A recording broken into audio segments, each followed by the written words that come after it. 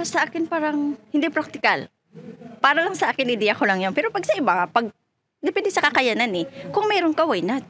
Siguro maganda din yun. Siguro, kung napapakinabangan ng pamilya mo doon, at saka, ikaw ay okay naman ang kalagayan mo dito, hindi yung nagpamansyon ka doon, at saka ikaw dito, nagtitiis, kawawa. Pero siguro yun, kung talagang meron ka, maganda din. Simple bayan natin yun.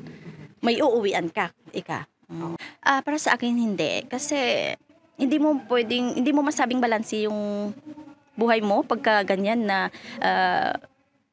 doon mo lahat itinudo ang mga pinaghirapan mo dito. So, maikli lang ang buhay. So, kailangan magtira ka rin para sa sarili mo dito na-enjoy mo rin. Kasi kung hindi ka man lang din doon na naninirahan at saka ilalaan mo ang pera mo pinaghirapan dito, gumagastos ka ng hindi ikaw ang nakikinabang. Well, kung ikaw ay gusto mo pa rin mag-retire sa Pilipinas, worth naman kasi magtrabaho ka lang dito at the edge na mag-retire ka na, doon ka na sa Pilipinas, so magagamit mo pa rin. Pero kung ikaw ay wala nang planong umuwi doon, wala na ring silbi na nandun ang bahay mo, nandito ka nakatira. So, mas mabuting dito ka na bumili.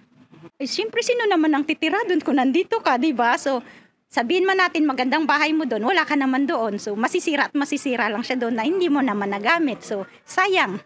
Well, kagaya ko, dahil ako ay may mga anak rito, Francine na yung mga anak ko, so, mas magandang dito na mag-invest kasi dito na sila eh.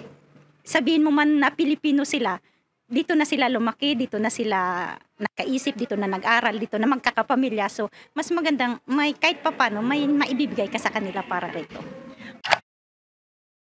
Maraming salamat po at follow for more One Filipino TV.